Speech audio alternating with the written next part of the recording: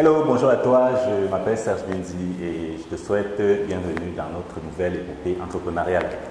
Alors, nous avons débuté une saison sur le consulting. Donc, les questions pour moi de t'apprendre exactement comment tu peux identifier tes compétences, les formaliser, les transformer en offre de produits et de services et trouver des clients en ligne qui sont prêts à les acheter.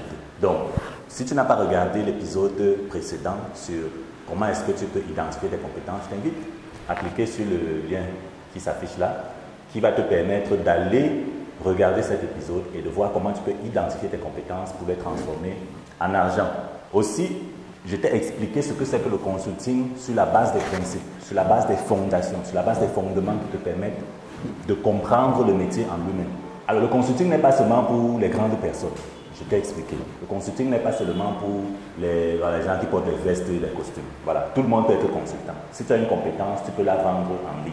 Si tu es enseignant, tu peux enseigner aux enfants en ligne. Si tu es banquier, tu peux proposer des services en ligne. Si tu es assureur, c'est la même chose. Si tu es avocat, c'est la même chose. Et on dit que tu es consultant lorsque tu es capable de formaliser tes compétences et de trouver des clients en ligne qui sont prêts à les acheter. Donc, l'idée de cette saison, de cet épisode de manière plus particulière, c'est d'avancer un peu dans ce que j'ai appelé le modèle d'attraction gravitationnelle pour ton cabinet de consulting. Alors, je t'ai expliqué qu'en fait, quand tu fais du consulting, il est nécessaire, important pour toi, d'avoir un ensemble de clients, d'avoir un ensemble d'endroits où les clients viennent de manière systématique, où tu les convertis simplement, où les prospects viennent de manière systématique, où tu les convertis simplement en clients. Donc, je t'ai expliqué comment est-ce que tu déformes le marché avec la pertinence de tes offres, avec la régularité de tes publications, avec le niveau de ton autorité construite, et tout cet ensemble d'éléments permettent de déformer le marché, d'attirer vers toi les gens qui sont intéressés par ton type d'offre, et il ne restera plus que pour toi de pouvoir les convertir en clients de manière systématique.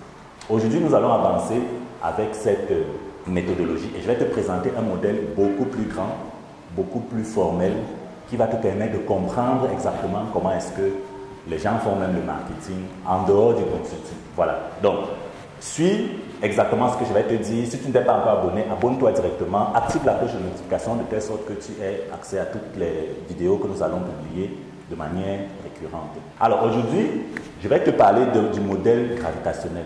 Il s'agit du marketing. C'est-à-dire, comment est-ce que tu fais pour faire venir les gens vers toi. Je t'ai expliqué. Le marketing, c'est quoi? Le marketing, c'est l'art et la science qui te permet d'attirer vers toi des prospects. Les prospects, c'est quoi? Ce sont des gens qui sont intéressés par ce que tu as à vendre. Que tu vendes un produit, que tu vendes un service. Un prospect, c'est celui-là qui est déjà intéressé par ce que tu proposes.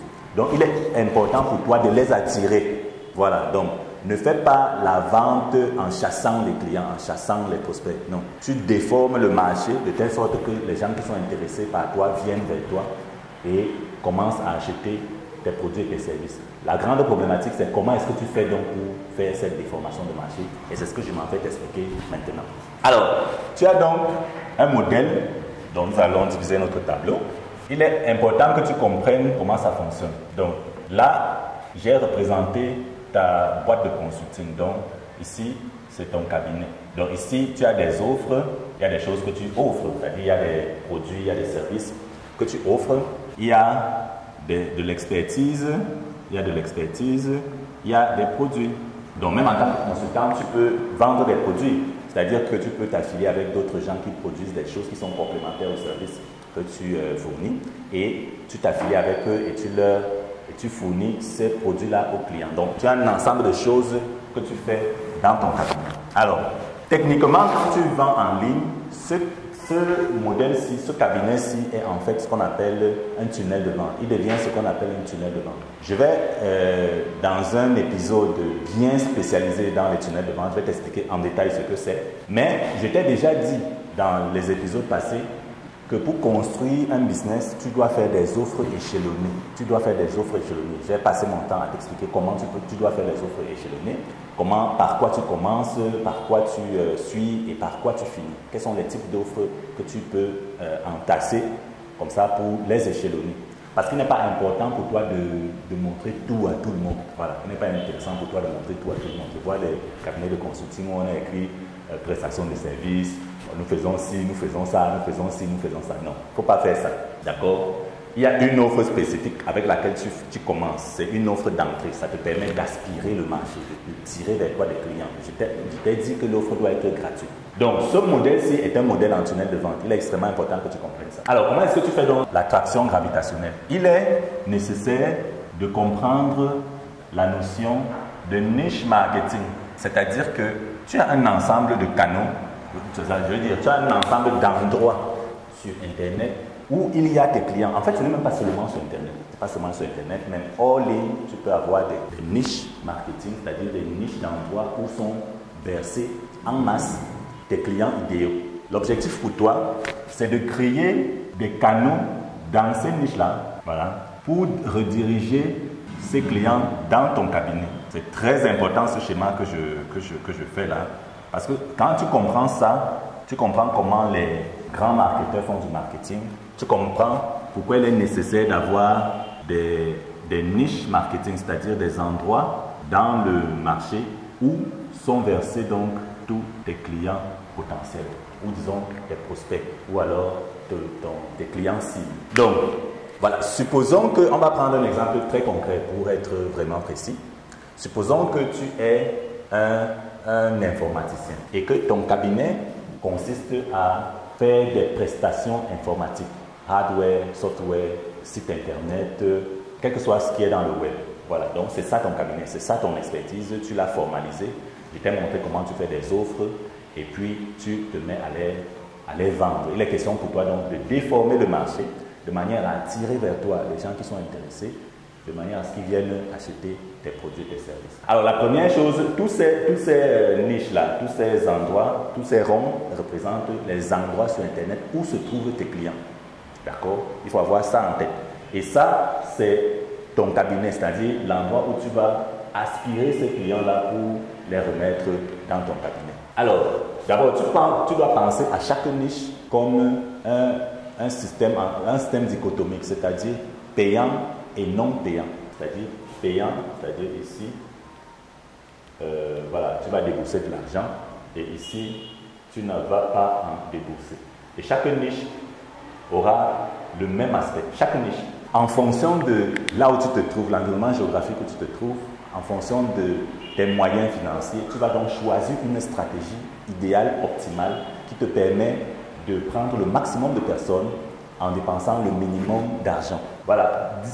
D'abord, commençons par une offre simple pour toi, le cabinet de consulting en informatique, qui est par exemple les formations en informatique. Je t'ai dit que quand tu fais un cabinet, tu dois commencer par les formations.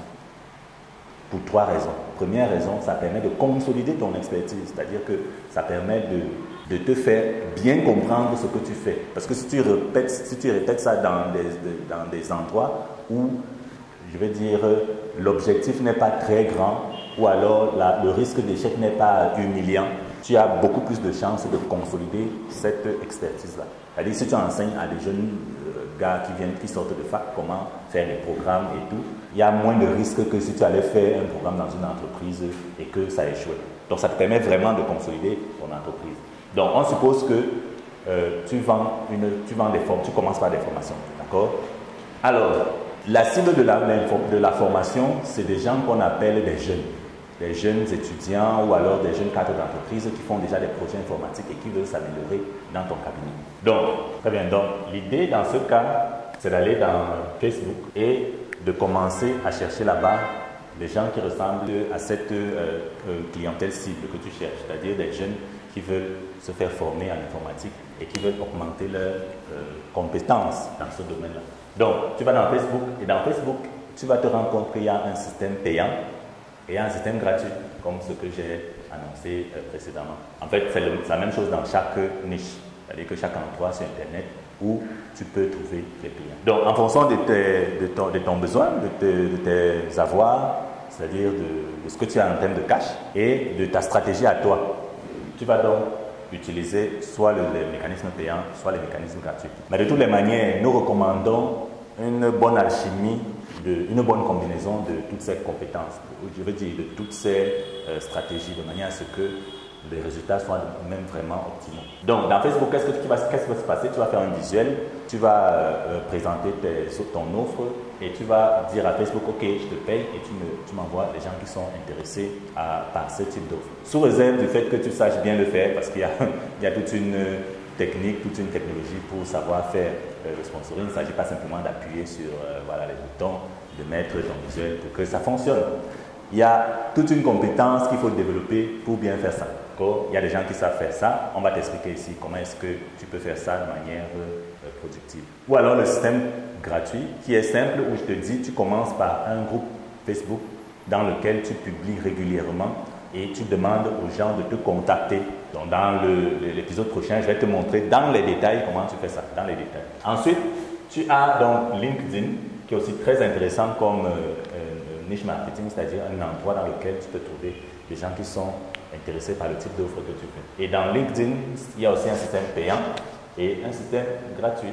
Donc le système gratuit consiste à faire des publications, à augmenter ta notoriété jour après jour, année après année, de manière à ce qu'un grand nombre de personnes te suivent, sachent ce que tu fais et puis puissent donc être capables de payer tes produits et tes services. Ce qu'il faut savoir, c'est que les systèmes gratuits prennent toujours du temps. Et là, tu vas prendre du temps vraiment pour prospecter, pour publier, pour augmenter ton autorité, pour designer tes pages de manière à ce qu'elles soient attractives et de manière à ce qu'elles inspirent la confiance de ceux que tu veux attirer. Donc, à côté de LinkedIn, tu as aussi YouTube, qui est très intéressant, dans lequel nous sommes. Là, il s'agit aussi de faire des publications régulières, de donner de la valeur aux gens, de manière à ce que les gens te suivent, qui t'écoutent et qui comprennent ce que tu as à leur offrir. Et à chaque publication que tu fais, tu leur demandes de te suivre. Tu mets les liens, comme les liens qui sont dans la description, sur lesquels je t'invite à aller cliquer pour pouvoir nous rencontrer.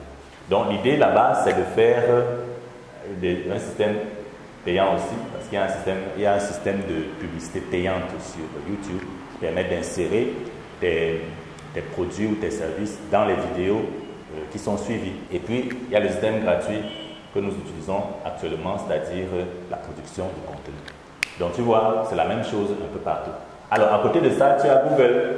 Google, qui a aussi un système payant, c'est-à-dire que tu donnes de l'argent à Google, tu lui dis, OK, les gens qui regardent ces lettres, ces termes clés-là, tu me les envoies, c'est-à-dire que tu leur montres mes publicités en premier. Et là, tu vas compétir avec d'autres personnes qui font des placements pour que leur publicité se place en début de page pour les gens qui ont cliqué des mots-clés spécifiques. Donc, tu as aussi un système payant là-bas et un système gratuit.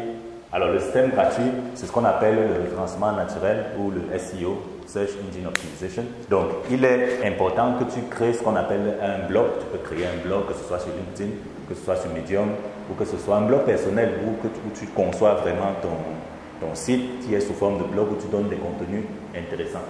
Tu vas donc faire ce qu'on appelle les backlinks, c'est-à-dire des redirections sur les pages qui sont déjà reconnues par Google comme des pages intéressantes en termes de pertinence, en termes d'information.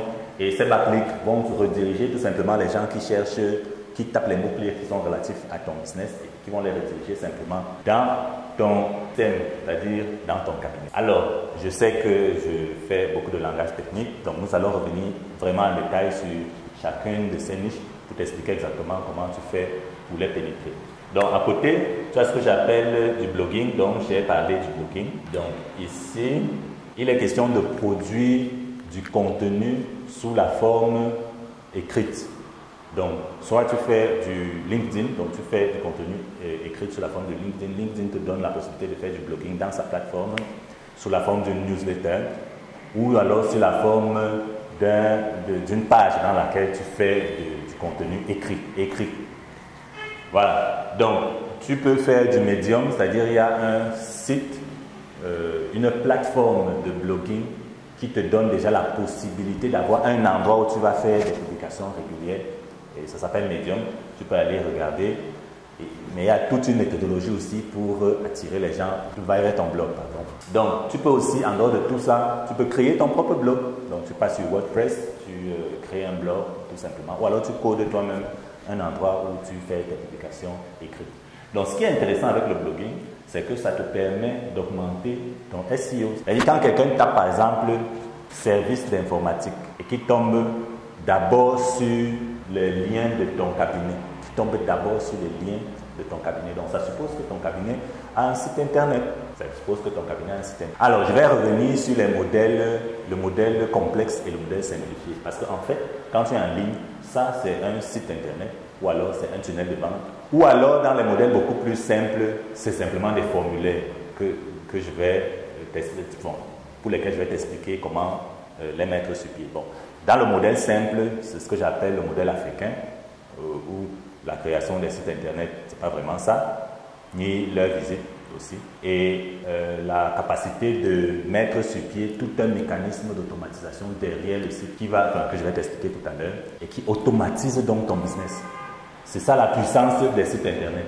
Mais bon, le mécanisme que je vais aussi t'expliquer, qui est le mécanisme simplifié, ne permet pas de rendre les choses aussi automatiques. Tu vas donc choisir en fonction de tes caractéristiques quel mécanisme mettre sur pied pour ton système. Donc, à côté de tout ça, et pour ceux qui sont en Europe ou je veux dire en dehors d'Afrique, il y a Amazon qui est très bien. Il y a Amazon qui est très bien pour l'attraction clientèle, surtout pour ceux qui sont en Europe et qui font du e-commerce, qui est très bien pour l'attraction clientèle parce qu'Amazon en lui-même est déjà comme un moteur de recherche. Ils voulaient même passer à un réseau social parce qu'ils font des recommandations, ils font des revues sur articles. Donc, il y a des gens qui vont là-bas, très nombreux, et tu peux utiliser la plateforme pour renvoyer les gens dans ton cabinet ou alors dans ton système. Alors, pour ceux qui sont hors d'Afrique, c'est-à-dire en Europe ou aux États-Unis et tout, nous allons prendre le temps de vous expliquer exactement comment vous pouvez utiliser Amazon pour faire de l'attraction clientèle ou alors même faire du e-commerce dans la section que nous allons consacrer au e-commerce. Voilà, donc à côté de tout ça, tu as d'autres trucs, hein. Tu as Instagram, tu as TikTok, que j'allais oublier, mais qui est très pertinent pour toi aujourd'hui. Parce que lui, il te permet vraiment de construire une forme d'awareness, c'est-à-dire que les gens sachent que tu es sur le marché. Pas forcément pour vendre, hein, parce qu'il permet de réchauffer ton marché. C'est-à-dire de permettre aux gens qui n'ont pas une idée pertinente de ce que tu fais, de leur montrer qu'il existe des gens qui font ce que tu es en train de faire et de leur permettre donc de revenir vers ton cabinet sous une autre forme. Voilà, donc il y a d'autres sources, de leads. Par exemple, tu peux faire des affiliations avec des gens qui ont déjà des listes clients et ces clients-là correspondent à ce que tu veux exactement comme client. Donc, à côté de tout ça, tu vas donc examiner la meilleure combinaison de gratuit et de payant en fonction de tes compétences intrinsèques. Voilà. Qu'est-ce que j'entends par là? Et il y a même un élément que j'ai oublié, surtout pour ceux qui sont en Europe. J'appelle ça du podcasting. Donc, voilà. Donc, en fonction de... Parce que le podcast, en fait, c'est quoi? C'est comme la radio en ligne, en fait. La radio en ligne. Mais là, tu expliques aux gens de manière radiophonique ce que tu fais et tu leur donnes du contenu. Et tu les invites donc à venir aussi dans ton cabinet. Ça marche pour certains types de marchés. Pour certains types de marchés, ça marche moins. Donc l'idée, c'est d'abord de comprendre où se trouvent tes clients idéaux, dans quel type de niche se trouvent tes clients idéaux, de sectionner tes offres en offres spécifiques. C'est pour ça que tu ne dois pas vendre tout à tout le monde. Tu dois avoir des offres spécifiques destinées à des clients spécifiques. Et donc, tu essaies de tester donc le marché en allant dans ces niches marketing-là pour récupérer les gens qui sont déjà intéressés par ce que tu fais et les ramener directement dans ta plateforme. Voilà, donc, dans le prochain épisode, par contre, je vais aller en détail dans les niches les plus importantes. D'abord, on ne va pas tous les couvrir. Je vais te montrer étape par étape comment tu fais pour faire des publications. Donc, on ne va pas faire la partie payante. Parce que la partie payante, c'est toute une autre session dans laquelle on va t'expliquer comment tu fais du sponsoring. Donc, on va t'expliquer comment tu fais des publications, comment tu structures les publications, comment tu fais pour faire venir donc les gens dans ce canal-là pour qu'ils rentrent dans ton business. Et dans un autre épisode, je vais te montrer aussi comment tu les convertis en clients. Parce que ce n'est pas parce qu'ils sont venus qu'ils vont acheter. Voilà, il y a tout un autre process que tu dois utiliser pour les convertir en clients. Voilà, donc je m'appelle Serge Bindi. Je suis très content que tu aies suivi cet épisode jusqu'à la fin. Dans l'épisode prochain, dans le prochain épisode, je vais t'expliquer comment est-ce que tu utilises tous ces canaux-là. D'abord, comment tu les choisis. Ensuite, comment tu les utilises pour attirer donc des prospects vers toi. Et enfin, comment tu convertis ces prospects en clients. Donc, je m'appelle Serge Bindi et je te donne rendez-vous au sommet.